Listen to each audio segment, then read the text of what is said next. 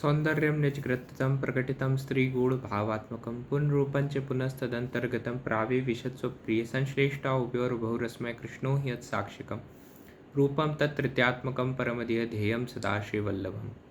जय श्री कृष्ण वैष्णव। जैसा कि पिछली बार दशम स्कंद की सुबोधनी जी के ऊपर सूक्ष्म चिंतन के ऊपर हमने चर्चा करी थी कि महाराज परीक्षित और सुखदेव जी पुराने आने वाले जो स्कंद थे नवम स्कंद तक उसके ऊपर सूक्ष्म चर्चा कर रहे थे। उसके बाद आज सुखदेव जी से महाराज परीक्षित सबसे पहले प्रभु के आगे आने वाली लीलाओं के बारे में वर्णन करने के लिए विनती करते हैं और ये कहते हैं स्वरूप पत फलश्चापि महापुरुष योग्यता, माने वो कथा प्रभु की जो स्वरूप से ही फल रूप है और भक्तों के लिए औषधि रूप है। इस प्रकार की प्रभु की कथा आप आगे सुनाइए। भक्त कोई सा भी हो, वो मुमुक्षु हो, वो जिज्ञासु हो, किसी भी प्रकार का और किसी भी योनि का भक्त हो, उसके लिए प्रभु की कथा अपने अपने तरीके से औषधि रूप है। अगर मुमुक्षु है तो उसके लिए मोक्षदायिनी है कथा, अगर जिज्ञासु है तो उसको और जिज्ञासा करेगी कथा को जानने की, अगर भक्ति करने के लिए ही मात्र कथा को सुन रहा है तो स्वरूपानंद की प्राप्ति होगी उसको। तो हर किसी के लिए, हर प्रकार के भक्त के लिए जो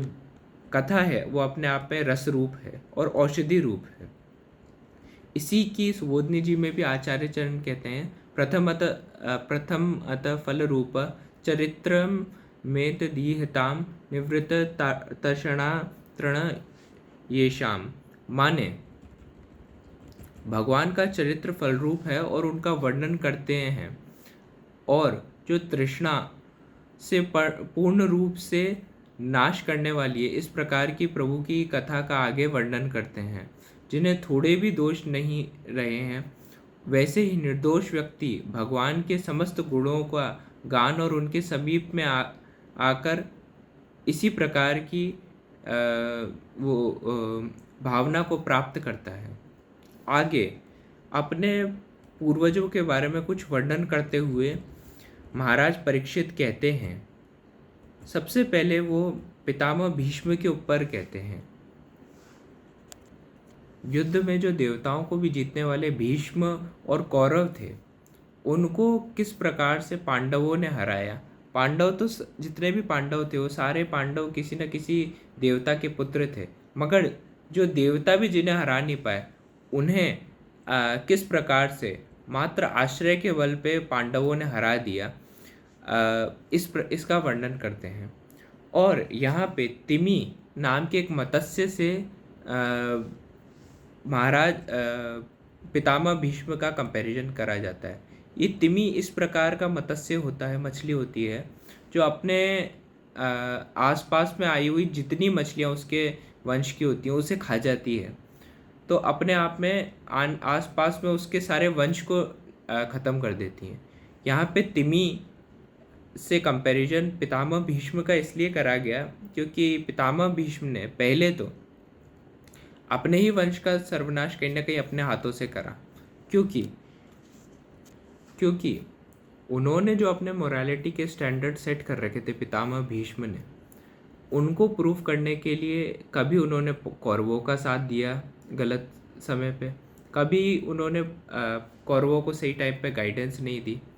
सही समय पे आने पे उन्होंने अपनी गाइडेंस को हर समय दबा के रखा, और समय समय पे उन्होंने प्रतिज्ञा तो ली और प्रतिज्ञा को पूरी तरीके से पालन भी करा, उसके लिए जी जान झोंक दी उस प्रतिज्ञा को पालन करने के लिए। और जो उन्होंने प्रतिज्ञा धर्म रूप में ली उसका पालन किया, मगर क्या वो धर्म के प्रतिपादन कर पा रही है वो प्रतिज्ञा, इसके ऊपर कभी उनका एनालिसिस नहीं रहा मैक्सिमम टाइम पे ही।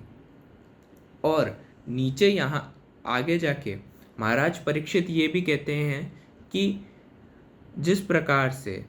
एक बछड़े के खुर के अंदर जितनी रज आती है, उसके अंदर जितना पानी होता है, उसकी आसानी तरीके से ऐसी कौरवों की सेना और पितामह भीष्म को मेरे जो दादा परदादा थे माने पांडव थे उन्होंने हरा दिया। पहले उन्होंने ये कहा और दूसरे ही श्लोक में उन्होंने कहा कि वो भी उनके लिए दुस्तर और कठिन इसलिए बन रहा था बार बार क्योंकि उनका अंतःकरण जो है पूर्ण रूप से प्रभु के प्रति आश्रित नहीं हुआ था। और अगर आश्रित हो जाता तो उसी प्रकार से, जिस प्रकार से मेरी माता ने पांडवों से भी कोई आकांक्षा नहीं रखी और सारी आकांक्षा प्रभु से रखी कि प्रभु ही अब उनके गर्भ की रक्षा करेंगे, उत्तरायण ने जिस प्रकार से पूर्ण रूप से प्रभु से ही आकांक्षा रखी कि प्रभु ही उनके पुत्र की और उनके अंश की और वंश की रक्षा कर पाएंगे और महाराज परीक्षित सुरक्षित रह पाएंगे, इसीलिए प्रभु ने बिना किसी मीडियम को भी बनाए सहज में वहाँ पे कृपा कर दी। यही कहीं ना कहीं पुष्टि का स्वरूप है कि प्रभु के प्रति पूर्ण शरणागति हर समय रहे। आज ब्रजमंडल में प्रभु जब रहे थे तो ब्रजमंडल में प्रभु के ज़्यादा तत्सुख की सेवा ब्रजवासियों ने सोची थी, मगर फिर भी उनका आश्रय हर समय इतना ज़्यादा प्रबल रहा करता था भगवान के ऊपर कि दोनों केस में ऑपोजिट काम हुआ। जब महाभारत की लड़ाई थी तब महाभारत की लड़ाई में कभी भी भगवान हर समय गाइडेंस देने के लिए रहते थे, चाहे वो अर्जुन हो, चाहे पांडव हो, चाहे कोई भी जिसके साथ खड़े हुए हों, प्रभु की गाइडेंस पूरी रहती थी, मगर प्रभु आगे होके कोई भी अस्त्र या शस्त्र नहीं उठाया करते थे। और ब्रजमंडल में उल्टा हुआ करता था, भले प्रभु के तत्सुख की सेवा वहाँ पर जो चौगुनी से भी ज़्यादा थी, मगर प्रभु हर समय शस्त्र लेकर आया करते थे। इसका कारण क्या? क्योंकि वहाँ पे प्रभु के प्रति आश्रय, अनन्य आश्रय स्थापित हो चुका था, जो कि कहीं ना कहीं महाभारत के युद्ध में इस प्रकार से पांडवों में नहीं था। इसीलिए जिस प्रकार से भले ही बछड़े के खुर में जितनी रेत होती है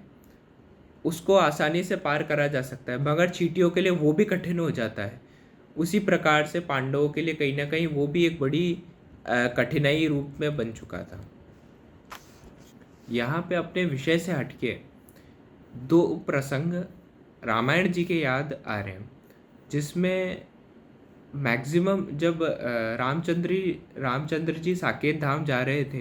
तो मैक्सिमम जो उनके साथ